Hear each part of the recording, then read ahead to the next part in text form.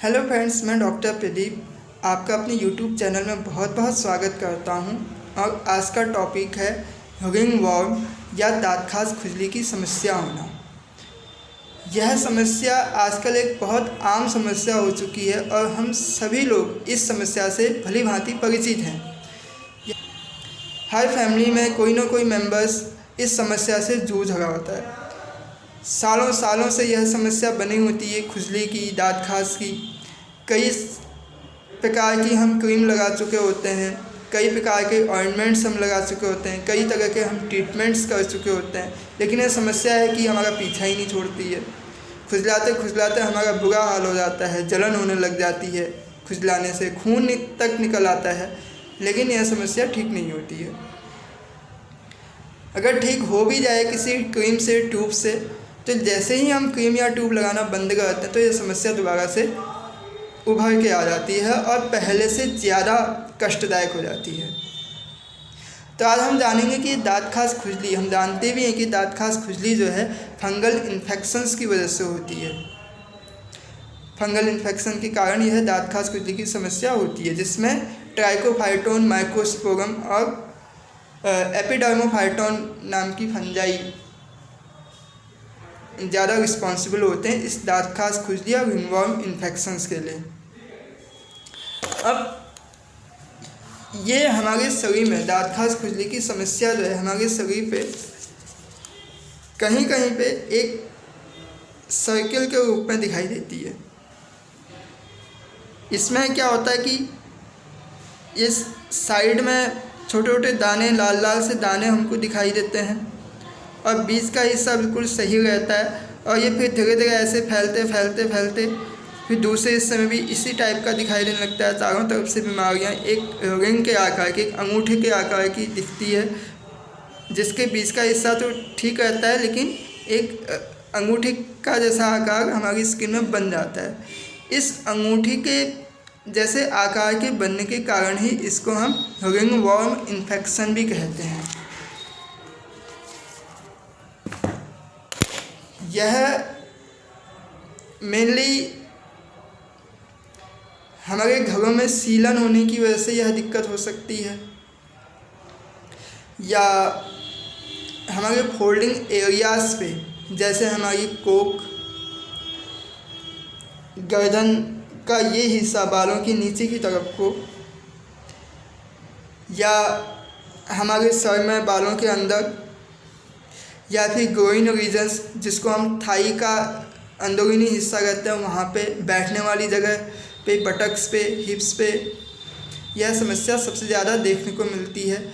महिलाओं में स्तनों के नीचे, ब्रेस्ट के अंदर की तरफ को, और जहाँ पे हम बेल्ट बांधते हैं, पैंट की, जीन्स की जो बेल्ट जहाँ पे बंधती है वहाँ पर यह समस्या अमूमन देखने को मिलती है, क्योंकि इस जगह पे पसीना बहुत ज़्यादा होता है। इन फोल्डिंग एरियाज़ पे पसीना सबसे ज़्यादा होता है, तो इन पसीने की वजह से फंगल इन्फेक्शन होने के चांसेस बहुत ज़्यादा होते हैं। घरों में सीलन की वजह से यह दिक्कत ज़्यादा होती है।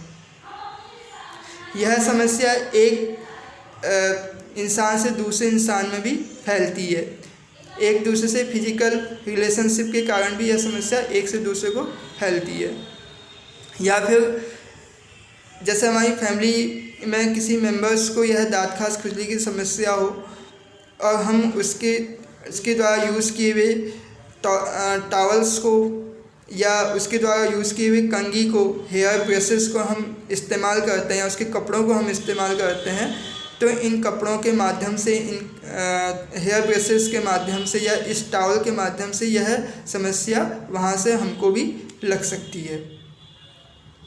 ऐसे ही अगर आपके पालतू जानवर को यह दिक्कत हो, यह समस्या जानवरों में भी होती है, और आपके पेट्स में अगर यह दिक्कत हो तो वहाँ से भी हमें यह समस्या फैलने का खतरा ज़्यादा होता है। सीलन फंगल इन्फेक्शन के लिए या फिर डैम्पनेस, नमी होना, यह फंगल इन्फेक्शंस के लिए सबसे ज़्यादा एक उत्प्रेरक का काम करता है, कैटलिस्ट का काम करता है। इसलिए बरसात के समय में, रेनी वेदर में यह समस्या बहुत तेज़ी से बढ़ने लगती है। अब हम जानेंगे कि यह रिंगवर्म इन्फेक्शन या जो यह दाँत खास खुजली की समस्या है कितने प्रकार की होती है। बॉडी के अलग अलग हिस्सों में होने के कारण इसको अलग अलग नाम दिए गए हैं। जैसे यदि रिंगवर्म हमारे स्कैल्प में हो, हमारे सर में हो,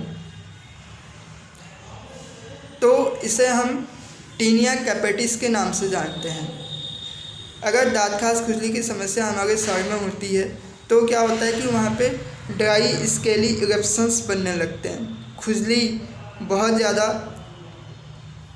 महसूस होने लगती है।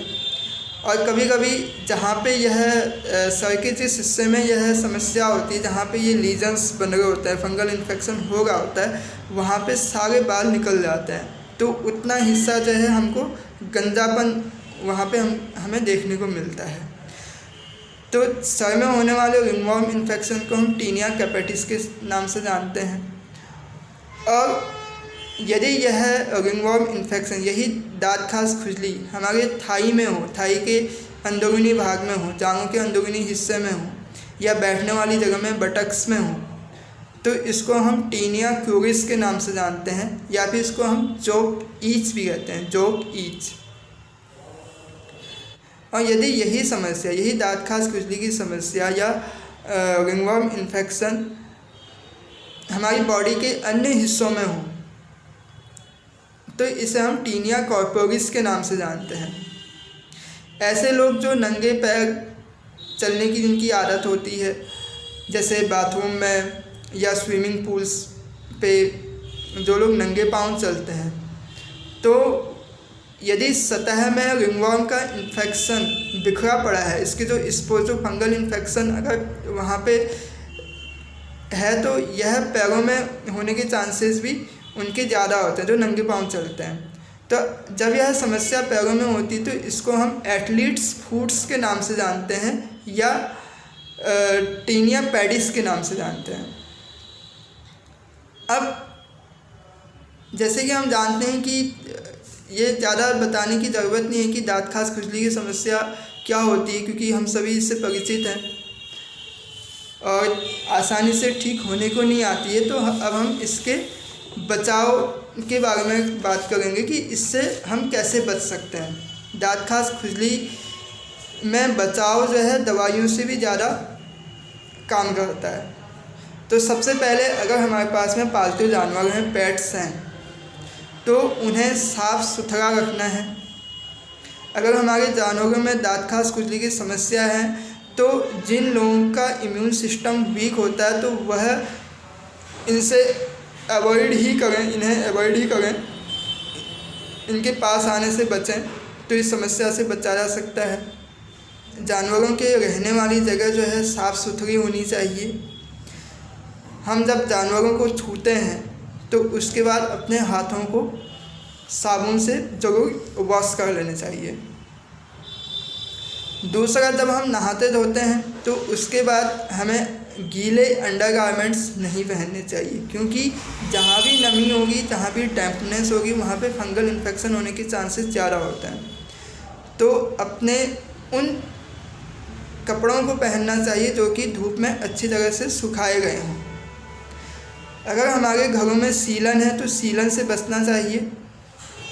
बिस्तरों में अगर सीलन है तो उसे धूप में अच्छी तरह से सुखा लेना चाहिए, कम से कम 2-3 घंटे कड़ी धूप में उनको सुखाना चाहिए।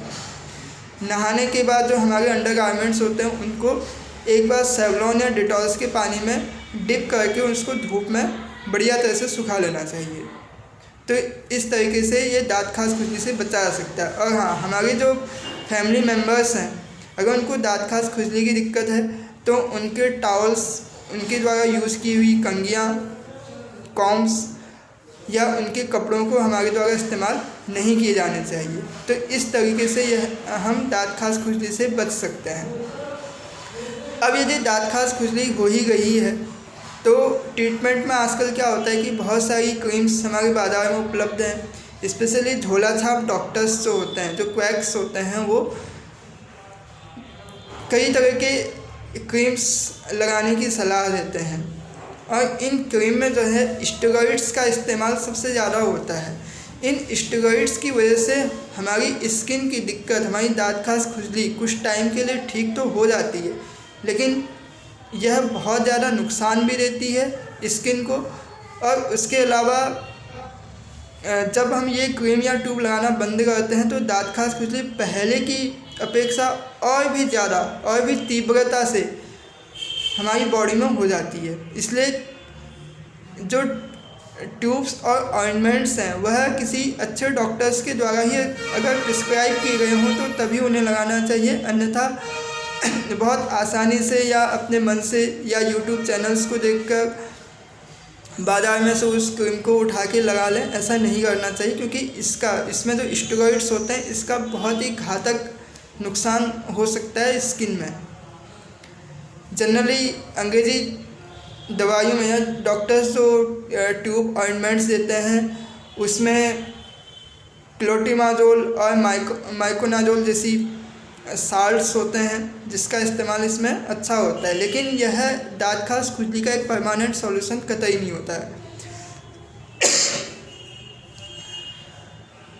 अब होम्योपैथी में इस बहुत सारी दवाइयाँ आती हैं दाँत खास खुजली के लिए, जैसे ग्रेफाइटिस है, नट्टमयोग है, सल्फर है, लाइकोपोडियम है, कैलकेरिया सल्फ है, तो साइलेसिया, सीपिया, रस्टॉक्स, तो ये दवाइयाँ जो हैं दाँत खास खुजली के लिए बहुत अच्छा काम करती हैं और इनको जड़ से मिटा सकती हैं।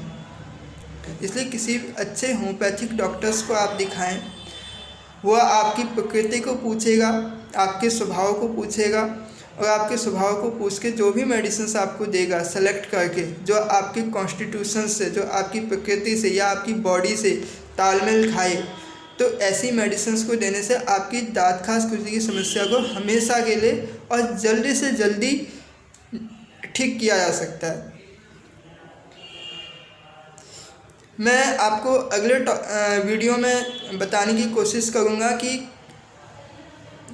कौन सी मेडिसिन्स दाँत खास खुजली के लिए, कौन सी होम्योपैथिक मेडिसिन दाँत खास खुजली के लिए सर्वाधिक उपयुक्त होती है, कौन सी मेडिसिन्स हमको खानी चाहिए जिससे दाँत खास खुजली ठीक हो जाए होम्योपैथी में। तो आज के लिए इतना ही। यदि आपको कोई क्वेरीज हो, कोई प्रश्न पूछना हो तो आप अपने मोबाइल पे call for me app download करके, उसमें मेरा लिंक है डॉक्टर प्रदीप पांडे, मैं अपने डिस्क्रिप्शंस में भी दे दूँगा, तो वहाँ से लेकर आप मुझे सीधे अपने स्वास्थ्य संबंधी समस्याओं से रिलेटेड कोई भी समस्या पूछ सकते हैं। मैं आपको उनका सही जवाब और आपकी हेल्प करने में काफ़ी मदद करूँगा। तो फ्रेंड्स, हम मिलते हैं अगले वीडियो में कि दाँत खास खुजली के लिए कौन सी होम्योपैथिक दवाई लेनी चाहिए, किस समय कौन सी मेडिसिन्स दाँत खास खुजली के लिए सर्वाधिक उपयुक्त होती है, यह मैं सब बताऊंगा अगले वीडियो में। तब तक थैंक यू, जय हिंद।